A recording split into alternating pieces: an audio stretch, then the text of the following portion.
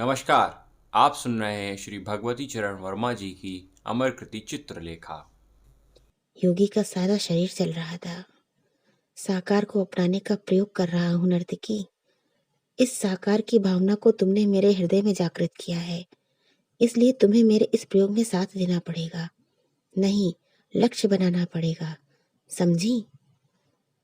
चित्रलेखा सब कुछ समझती थी, इसी के लिए वह वहां आई भी थी। पर उसने जिस बात की कल्पना की थी वह न मिली। वह मलय समीरण से अटखेलियां करने आई थी, ज्वालामुखी में जलने न आई थी। उसने कहा, गुरुदेव। कुमारगिरि ने चित्रलेखा को आलिंगन पाश में कसकर बांध लिया। उसके अधर चित्रलेखा के अधरों से मिल गए। उसने कहा, नर्तकी, मैं तुमसे प्रेम करता हूँ। चित्रलेखा कुमारगिरि के गर्म श्वास से जली जा रही थी। उसने साहस किया, बल लगाकर उसने अपना मुख कुमारगिरि के मुख से हटा लिया। गुरुदेव, आप मार्गच्युत हो रहे हैं, आप अपनी साधना से विरत हो रहे हैं। कुमारगिरि के हाथ का बंधन टूट गया। वह चौंक कर पीछे हट गए। उनकी आंखों का पागलपन एक क्षण में ही लोप हो गया। उनका मुख पीला पड़ गया। अरे, मैं क्या कर रहा था? कुमारगिरि कह उठे, मुझे क्षमा करना देवी। कुमारगिरि तेजी से कुटी के बाहर चले गए। चित्रलेखा वहीं बैठ गई। बैठकर जो कुछ हुआ उस पर सोचने लगी। वह कुमारगिरि के पास आई थी और अब वह कुमारगिरि के पास से जाना चाहती थी। चित्रलेखा भूमि पर लेट गई और सिसक सिसक कर रोने लगी। उसने बुरा किया, ये उसने अनुभव किया।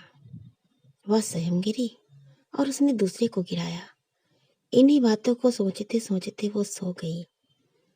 कुमारगिरि कुटी से बाहर निकलकर खुले मैदान में घूमने लगे। कुछ देर पहले उनका शरीर जल रहा था, अब उनका मस्तिष्क जल रहा था। पहली जलन में सुख था, दूसरी जलन में दुख था। अपने कार्यक्षेत्र से और अपनी साधना से वे बुरी तरह से गिर रहे थे।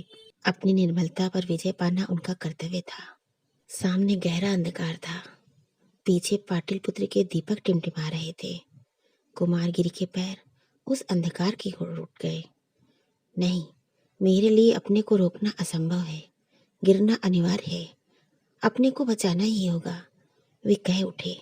उस समय तक वे अपनी कुटी से काफी दूर तक निकल रहे थे। एकाएक उनके अंदर से किसी ने कहा, क्या तुम कायर नहीं हो? उन्होंने पूछा, क्यों? उत्तर मिला, तुम कहाँ जा रहे हो? अपनी निर्मलता पर विजय पाना ही तो सबसे बड़ी साधना है। जब तक तुम स्वयं अपने को नहीं जीत लेते तब तक तुम अपूर्ण हो। इसीलिए तो चित्रलेखा तुम्हारे पास आई है कि तुम अपने पर विजय पाओ। क्या तुम चित्रलेखा से भय खाते हो? चित्रलेखा तो तुम्हें गिरने को नहीं प्रेरित करती, तुम अपने ही से भय खाते हो। निर्बलता तुम में ही है, उसे दूर करो। साधना तुम्हारे पास ही है, तुम जाते कहाँ हो? कुमारगिरि रुक गए। तो फिर ऐसा ही सही, उन्होंने धीरे से कहा, और वे अपनी कुटी की ओर लौट पड़े। जिस समय उन्होंने अपनी कुटी में प्रवेश किया उस समय चित्रलेखा सो गई थी। उसके कपोलों पर के आंसू सूख चुके थे, पर जहां जहां से आंसुओं की धारा बही थी उन स्थानों पर लकीर पड़ गई थी। चित्रलेखा के सिरहाने कुमारगिरि खड़े हो गए। वे चित्रलेखा के मुख की ओर कुछ देर तक देखते रहे। वे चित्रलेखा के मुख पर झुके। उस समय उन्होंने चित्रलेखा के अधरों पर मुस्कुराहट देखी। अपने अधर को चित्रलेखा के अधरों से उन्होंने मिला दिया, पर स्पर्श के साथ ही वह चौंक कर पीछे हट गए। चित्रलेखा के अधर कितने ठंडे, कितने निर्जीव थे। कुछ सोचते हुए वे अपने आसन पर बैठ गए। उन्होंने समाधि लगाने का फिर प्रयत्न किया, पर वे ध्यानावस्थित न हो सके। इसके बाद वे लेट गए और भविष्य में अपने ऊपर विजय पाने का संकल्प करते हुए वे सो गए। प्रातःकाल जब चित्रलेखा उठी, उसने देखा कि नित्य के नियम के प्रतिकूल कुमारगिरि सो रहे थे। वो बाहर आई। उस समय उसके सिर में दर्द हो रहा था, उसका सारा शरीर जल रहा था। रात भर उसने बुरे बुरे स्वप्न देखे थे, उसका हृदय धड़क रहा था। उस समय सूर्योदय हो रहा था। कलरव के सर उस प्रातःकालीन जमीन में गूंज रहे थे। जिसकी चाल नव विकसित कलिकाओं के सौरभ भार से मंद पड़ गई थी। चित्रलेखा बाहर आकर खड़ी हो गई थी। विशाल देव बाहर ही वटवृक्ष के नीचे बैठा आराधना में व्यस्त था। खड़ी होकर चित्रलेखा सोचने लगी, कुमारगिरी के पास उसका रहना उचित था या नहीं। इस समस्या को वह सुलझाने का प्रयत्न करने लगी, किंतु अब वह कहाँ जा सकती थी? किस मुख को लेकर वह बीजगुप्त के पास जाएगी, और क्या बीजगुप्त उसको स्वीकार भी कर लेगा? इन प्रश्नों का उत्तर दे सकने में वह असमर्थ थी। चित्रलेखा वहां से आगे बढ़ी। वो विशाल देव के पास पहुंची। विशाल देव ने उस समय अपने नेत्र खोले। चित्रलेखा को अपने निकट देखकर उसने अभिवादन करते हुए कहा, देवी नमस्कार। चित्रलेखा के मस्तिष्क में एक विचार एकाएक खड़ा हुआ, नमस्कार। इतना कहकर वो वहां रुक गई। चित्रलेखा को आज अपने पास आते देखकर विशाल देव को आश्चर्य हुआ। उसने पूछा, क्या देवी को मुझसे कुछ कहना है? हाँ, चित्रलेखा ने कहा, और जो कुछ कहना है वो बड़ी आवश्यक तथा महत्व की बात है। पर बात कहने के पहले मैं तुम्हारी प्रतिज्ञा चाहूंगी कि यदि उसे तुम ना मानो तो किसी दूसरे पर वह बात प्रकट ना करो। यदि यह प्रतिज्ञा करो तो मैं वह बात कह सकती हूँ। मैं प्रतिज्ञा करता हूँ। तो सुनो विशाल देव, मैं समझती हूँ कि मैंने यहाँ आकर भूल की। मैं ऊपर उठने आई थी, पर देखती हूँ कि ये ऊपर उठना नहीं है वरन नीचे गिरना है। विशाल देव मुस्कुराया, हाँ समझ रहा हूँ। विशाल देव की मुस्कुराहट में छिपे हुए व्यंग को चित्रलेखा ने पूर्ण रूप से देख लिया। वो तिलमिला उठी, तुम हंसते हो क्योंकि तुम मेरी बातों पर विश्वास नहीं करते। ठीक है, तुमने उस रात को कुमारगिर को मेरे साथ देखा था, तो फिर मैं तुमसे स्पष्ट ही कर दूं, जिस काम के लिए मैं यहाँ आई थी वो नहीं कर सकती। यहाँ आने पर जब मैंने अपने को देखा तो मुझे मालूम हुआ कि मैंने भूल की। मैंने यहाँ आकर अपने को गिराया है। अधिक गिराने के लिए मैं तैयार नहीं। साथ ही मैं कुमारगिरी को भी गिरा रही हूँ, और ये एक महान पाप है। बोलो, इस पाप से छुटकारा पाने के लिए तुम मेरी सहायता कर सकोगे?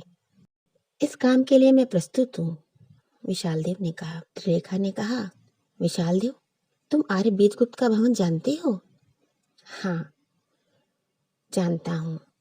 उनके भवन में श्वेतांग नाम का एक नवयुवक है। उससे कह दो कि मैं उससे मिलना चाहती हूँ। जी, बहुत अच्छा, विशाल देव ने कहा। उसी समय कुमारगिरी कुटी से बाहर निकले। उनको देखते ही वार्तालाप बंद हो गया। कुमारगिरी अपना मस्तक झुकाए हुए अपराधी की भांति आकर इन दोनों के पास खड़े हो गए। थोड़ी देर तक तीनों मौन रहे। उस मौन को कुमारगिरी ने तोड़ा। आज मैं बड़ी देर तक सोता रहा। वे मुस्कुरा रहे थे। मुझे इसका दुख है। इतना कहकर वे आगे बढ़ गए। विशाल देव ने कुमारगिरी के मुख पर एक विचित्र प्रकार का भाव परिवर्तन देखा। इस भाव परिवर्तन से चकित होकर उसने चित्रलेखा की ओर देखा। देवी, गुरुदेव आज कुछ अस्वस्थ दिखलाई देते हैं। हाँ, गुरुदेव अस्वस्थ हैं, और उनकी अस्वस्थता का कारण यहाँ पर मेरी उपस्थिति है।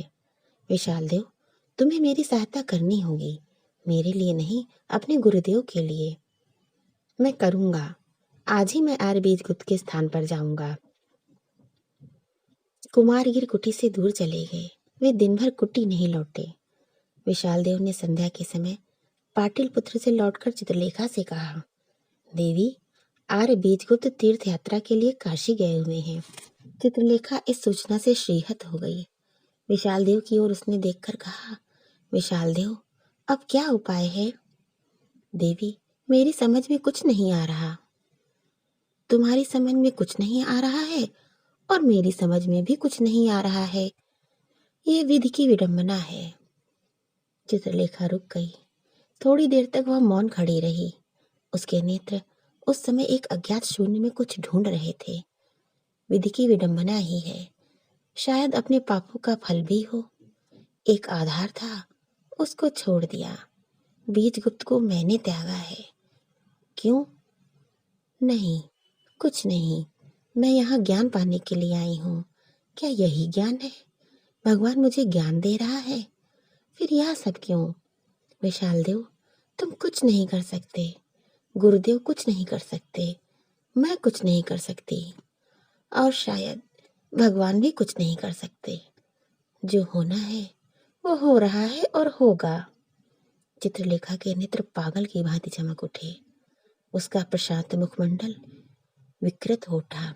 आवेश में वह कांपने लगी। विशाल देव चित्रलेखा के इस रूप को देखकर सहम उठा। देवी, क्या तुम अपने गत जीवन को फिर से नहीं अपना सकती? चित्रलेखा हंस पड़ी। गत जीवन को फिर नहीं अपना सकती? कैसी मूर्खता की बातें कर रहे हो? मैं आगे बढ़ आई हूँ पीछे जाने के लिए नहीं। पीछे जाना कायरता है, प्राकृतिक नियमों के प्रतिकूल है। संसार में कौन पीछे जा सकता है और कौन पीछे जा सका है? एक एक पल आगे बढ़कर मनुष्य मृत्यु के मुख में पहुंचता है। यदि वह पीछे ही जा सकता तो वह अमर न हो जाता। आगे आगे, यही तो नियम है, पाप में अथवा पुण्य में, समझे? इतना कहकर चित्रलेखा वहां से चल पड़ी। विशाल देव अपने सामने से जाती हुई प्रतिमा को देखता ही रह गया।